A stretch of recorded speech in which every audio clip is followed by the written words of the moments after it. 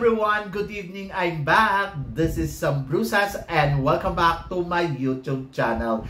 Oh my gosh! This is it guys, pag-uusapan natin ngayon. Reaction natin dito sa naganap na National Costume Competition ng Miss Cosmo 2024. Kabog ba? Yan ang tatalakayin natin ngayon. Hello Philippines and hello beautiful people! So kamusta naman ang paghihintay ninyo dito sa naganap na National Costume Competition ng Miss Cosmo? Nung una medyo naloka ako kasi sobrang tagal ng paghihintay na talagang grabe. Inabot ako ng ilang oras sa paghihintay. Tingnan nyo, hating gabi na bago tayo makagawa ng reaction. Plano ko sana mag-live pero bukas na lang kasi nga grabe ha, naloka ako dito sa ano nila, sa competition nila. Sobrang haba ng oras na hinintay natin kasi naman pala 3 ganap para sa kanilang eksena ngayong araw na to. Sana pag national costume lang, lalo na maraming mga kandidata. Diyos ko, nawindang naman ako doon sa fashion show ng mga bata na hindi naman kinakailangan, di ba? Pero in fairness naman sa Miss Cosmo, bumawi naman sila ng bonggang-bongga dahil nakita naman natin, di ba? Panalo naman ang kanilang kompetisyon. Una, runway. Masasabi ko, grabe ha, ang haba ng runway. Pangalawa, ang lawak ng stage. Pangatlo, grabe ang lightings nila. Pang-apat, okay naman ang eksena. So, yon. Kaya masasabi ko, in fairness naman sa kanila, kahit naghintay tayo ng matagal, yung napanood naman natin, hindi naman ganong kachipanga, di ba? Talagang masasabi ko, class ang kanilang pageant, in fairness. So, yon. So, para sa bagong pageant, syempre, bongga na to para sa akin. Kasi, isipin niyo first pageant nila to. So, kung tutuusin, hindi nila alam kung ano yung mga dapat pa nilang gawin. Pero feeling ko sa ipinakita nila ngayon, enough na to para masabi natin na wow, ang bongga. In the future, I think mas mapapaganda pa nila, mas magkakaroon sila ng idea. Siguro ang dapat lang nilang gawin dyan, dapat pang Miss International talagang pageant. I mean, kasi sa Vietnam, naluloka lang ako doon na yung may Vietnam words pa, tapos hindi ko naman naiintindihan, tapos yung mga introduction nila, yung mga tawag dito, yung mga guest na singer, puro Vietnam ang mga ano. Alam ko mga tao doon Vietnam kasi ano doon sa Vietnam. Pero kasi dapat ang ino-offer nila dito yung pang-international na talaga. Yung alam mo yun, dapat foreigner ang kinuha nilang singer. Kasi isipin nila yung mga nanonood sa ibang bansa, hindi lang yung sa Vietnam, di ba? So yun yun. Ayun yung medyo nakakaloka doon. Saka tanggalin na nila yung mga nagsasalita ng Vietnam na host. Parang pili ko hindi nila kailangan dapat ganun. Dapat English. Sa Miss Cosmo Vietnam, dapat Vietnam. Pero pagdating dito sa international na, dapat international talaga. English ang gamitin nila para lahat nakaka-relate do sa mga kinakanta, sa mga nagpa-perform, at sa mga sinasabi, di ba? Kasi parang ang feeling ko, ang awkward, para ako nanonood ng pageant ng from Vietnam. Parang Vietnam pageant yung pinapanood ko. Ganon. Kaya medyo naloka lang ako doon. Pero sana ma-improve nila yon. Kasi parang katulad ng Miss Grand.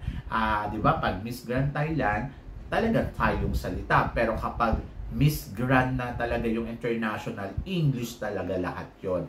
Walang pasakay doon. Kasi dapat ganon. Hindi porket na host country ang Vietnam, dapat mag-adjust din ang Miss Cosmo na dapat pang international para hatak niya lahat, di ba? So yun. Pero in fairness yung engaging ng tao ha, sa Facebook talagang madaming nanood, sa Instagram ang daming nanood, tinutukan talaga sila. Pero kasi syempre para makuha nila talaga yung international audience, lahat dapat lahat yun English, di ba? So yun. Anyway, so kamusta naman yung performance ng mga kandidata? Ang performance ng mga kandidata, syempre palong-palo naman lahat. Kumbaga parang masasabi ko, bongga yung mga nakita nating performance. Ako kasi, mas gusto ko yung nagpe-perform habang nagpe-present ka ng iyong national costume. Ayoko yung parang kamodela dyan na naglalakad lang, na parang wala ka namang ginagawa. Nakadamit ka lang ng national costume. Mas gusto ko na bigyan mo ng buhay or action yung mga gawa mo, di ba? Yung ganap mo dyan, yung eksena mo dyan. Parang ano bang meron dyan sa tradisyon mo, di ba? Kaya ako, ang mga nagustuhan ko, maraming magaganda na national costume at ang gaganda ng mga girls in fairness na kanila. Pero, ang pinaka nagustuhan ko, syempre yung mga gumagalaw at yung mga ume-eksena talaga. Sa part ng Asia, syempre mga kabog talaga yung mga national costume doon. Lalo na sa Southeast Asia, di ba? And then, pagdating naman sa Europe, medyo parang modela lang yung mga kandidata. Yung alam mo yung parang nagra-runway lang sila, walk lang sila, nasusuot nila yung national costume nila.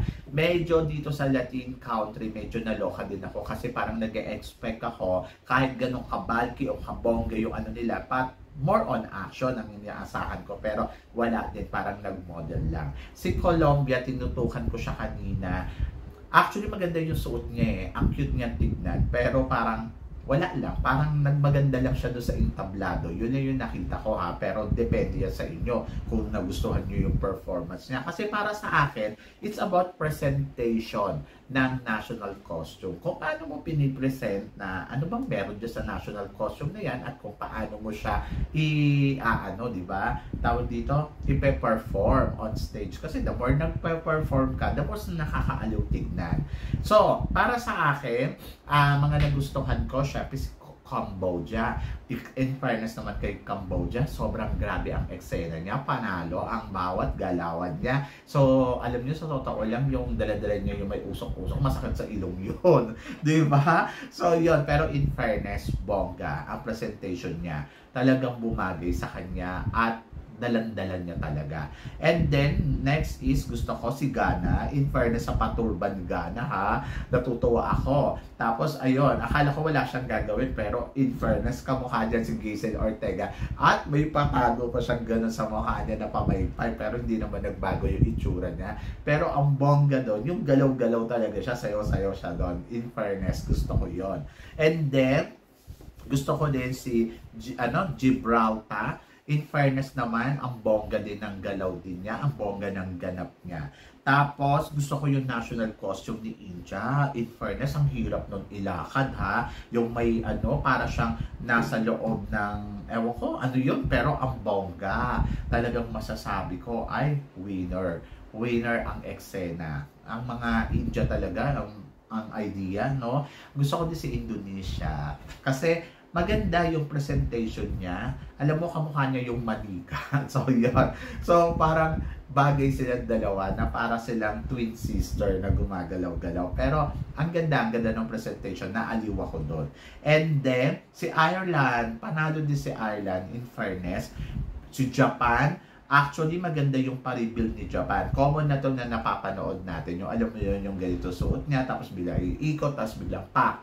Pero, ang inaasahan ko kasi kay Japan, akala ko magpa-perform siya ng bonggang-bongga. Pero alam mo yung para siyang binuhusan doon ng asin na, ganun siya doon. Para siyang kiti-kiti doon sa stage. Yung parang masyado siya na-overwhelm sa pa-reveal niya. So, sana medyo na ayos niya yun ng bonggang-bongga, mas panalo. Kasi parang ang dating sa akin, masyado niyang minadali. Masyado siyang na-overwhelm, na-excite ng bonggang-bongga, na tingnan ninyo may pasabog ako. Pero naging bara-bara na yung dating. Hindi na naging maayos yung galawan na ipinakita niya. Di ba? So yun. So medyo doon na-disappoint lang ako. At sabi ko, ay sayang. Sayang ang eksena, sayang ang pa-reveal, sayang ang pasabog. Si Thailand, in fairness naman kay Thailand, ang ganda din ng performance niya. At panalo ang galawan ni Thailand kanina. Gusto ko din yung eksena ni Malaysia. Si Malaysia kasi, ang bongga din, ang bongga ng national costume, in fairness.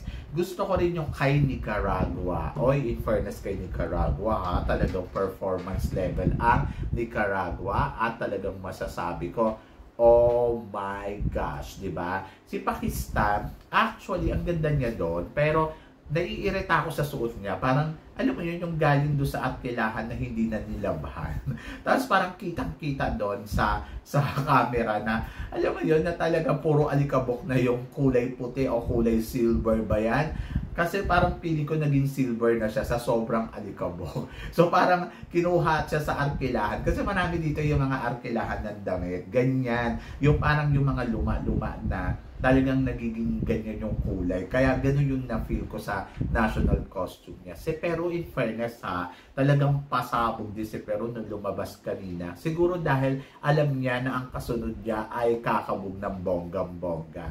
At gusto ko rin yung kay Singapore, ang lakas makasandara part, di ba? So yun, so medyo naloka ako kay Singapore. In fairness, talagang napanindigan niya yung niya, national costume niya at panalo talaga sa eksena, at gusto ko talaga yung kanyang pasombrero na bonggang-bongga na parang masasabi ko ay winner.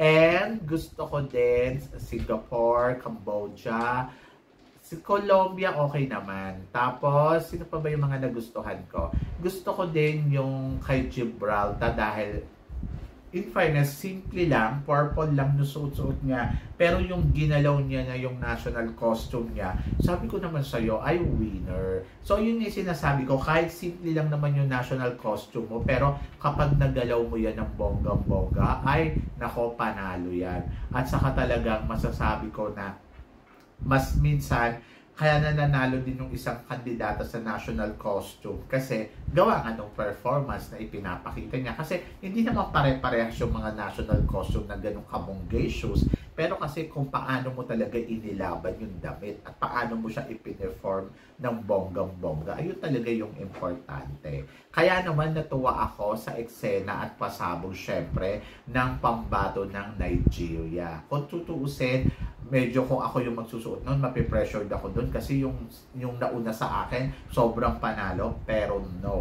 Sobrang galing ng kanyang performance. Gusto ko yung damitan niya na parang, alam mo yun, napaka-simple. Talagang costume talaga sa Nigeria. Pero ang pinakapanalo dito kung paano niya yung dinala at kung paano niya yung sinayaw ng bonggang-bongga. Kaya sabi ko, in fairness, kung meron mang isa dito sa mga talagang dapat pansinin na national costume, yung kay Nigeria. At winner. Yung si New Zealand, in fairness, maganda ang national costume ni New Zealand. Sobrang winner ng details ng kanyang pakpak at ng kanyang mga, diba, eksena. Pero, wala naman siyang ginawa doon. Para lang siya doon model ng Victoria's Secret. Para siyang, nag-ala Celeste Cortesi, na alam mo yun, sexy lang, pero wala namang ginagawa sa entablado. So, parang ganun yung dating sa akin. Maganda yung pa-reveal niya doon sa likod na you are worthy, pero yung yung performance kasi yung hinahanap ko. Maganda yung national costume niya, pero wala naman siyang ginawa doon eksena na talagang masasabi mo, ay ang panalo dito. Kumbaga, kung may pakpak ako, I think imumove ko yung bonggang-bongga katulad ng ginawa ni Miss USA doon sa International Queen, di ba? Yung mga ganon. So, ayun yung mga hinahanap ko. Kaya lang siya, maganda ang itsura niya, maganda ang makeup niya, maganda yung national costume niya. Kaya lang, naglakad lang siya. Tapos, ayun, may pa-reveal konti sa likod na alam mo na. So, para lang siyang model ng Victoria Velasquez Vincent. Para lang siyang model ng Victoria's Secret. Ganon. Ayun yung datingan sa akin. Anyway, congratulations pa din. Tapos, sino pa ba? Ang gusto ko din, syempre, yung kay Peru. Di ba si Peru, maganda din yung eksena, Nicaragua. At ito, syempre nagulat ako nung lumabas si Philippines. Sobrang grabe. Hindi ko na-expect na ganun yung suot niya. Kasi maraming naglabasan ng mga eksena na ayun daw yung susuotin. Pero, yung lumabas na si Atisa, ay bongga, nagulat ako, sabi ko, ba't orange? Ganon, ayun pala, isa pala siyang Jezebel. O, diba? So, yun. So, ang ganda ng idea, ang ganda ng details ng kanyang national costume, at walang nakaisip na mag-Jezebel dito, at napakaganda niyang Jezebel. Pagkatapos, yung ginagalaw niya na yun, mahilig talaga si Atisa yung pag ganun-ganon no? Yung ginagalaw niya na yun, so yung bubbles, ayun, ang bongga. Diyos ko, nagpasabog ng bubbles talaga doon sa entablado. Tapos, ang maganda pa kay Atisa, talagang palaban yung performance niya. In fairness, kay Atisa, palaban yung performance niya, yung ginagawa niya, yung mga bagay-bagay na sabi ko sa'yo, ay, ang ganda ni Atisa doon. Medyo may awkward moment lang nung unang labas niya, tapos yung nilakad niya na parang medyo nakita ko yung struggle konti. Pero, sabi ko na yun, nag-perform na siya, ay, winner na, di ba? Lalo na yung mga talagang gumanong-ganon na siya. Sabi ko, hala, si Atisa, lumalaban talaga ng bonggang-bongga. Sobrang palaban ni Atisa dito. Sobrang winner yung eksena, di ba? So, yun. So, sabi ko, ay, ang bongga. Si Honduras, maganda din yung national costume niya. Very colorful. So, yun. Siyempre, hindi rin nagpakabog. Siyempre, yung home court na si Vietnam. Sabi ko sa inyo, talagang eksena niya si Vietnam eh. Maganda ang ipinakitang performance ni Vietnam at talagang masasabi ko, pagdating doon talaga sa entablado ay winner ang ganap ng Vietnam. So, yon. Sa totoo lang, sa lahat ng mga kandidata, siya yung overtime na nag-perform. Inabot siya ng 2 minutes and 30 seconds. Yes, ang ibang kandidata, binibigyan lang nila ng 1 minute show. So, hanggang ganun lang, 1 minute and 30 seconds. Pero si Vietnam, talagang, ay nako, nilaro niya ng bonggang-bongga yung entablado. So, yun. Pero, hindi naman maganda yung parang naging unfair kapag dating sa time ng ibang kandidata. So, yon. Kaya sabi ko, ay, naloka ako dito. Gusto ko na rin yung lumabas silang lahat. Yung sayaw-sayaw sila, ayun naman pala. Kaya naman pala nila mag-perform. Sana yung habang nag-perform sila individual, ganun na yung eksena nila. Parang masaya, di ba? So, yun. So, in fairness, panalo yung show nila today at masasabi ko ang bongga ng energy, ang bongga ng mga galawan ng mga kandidata. Syempre nung kumanta si Indonesia, di ba? Parang feeling niya siya yung the queen of the night. Anyway, so in fairness naman sa lahat, sabi ko nga, ang bongga. So yan, ayun yung reaction ko. Naloka lang ako ng paghihintay ng sobrang tagal, pero sulit naman yung nakita ko na yung mga kandidata, yung galawan nila dito. Ang maganda kasi dito, yung HD na ipinakita nila, sobrang linaw. Pagkatapos, kita mo talaga yung detalye. Pagkatapos, ayun. So, nag-e-expect ako na mas bobonggahan pa nila dito pagdating sa preliminary competition at yung iba pang mga gagawin nilang eksena sa Miss Cosmo. Diba? So, yun! Naloka din ba kayo? Kasi ako, naloka ako. Anyway, so, ano naman ang masasabi ninyo? Sino sa inyo ang best in national costume? So, i-comment below mo yan para at least malaman ko naman kung ano naman ang chika mo sa mga pinag-uusapan natin ngayon. So, yun! Guys, maraming salamat syempre sa inyong lahat sa suporta at pagmamahal na binibigay ninyo syempre dito sa channel ko at sa mga hindi pa po nakaka-subscribe dyan. Please don't forget to click like and subscribe my channel at i-click nyo na rin po ang notification bell para updated kayo sa aking mga chika. Sabi ng ganon, always keep smiling and always think positive. Walang imposible guys. Magtiwala lang tayo sa itaas. Kaya guys, hanggang dito na lang. Hanggang sa muli nating chikahan. See you tomorrow. Thank you guys.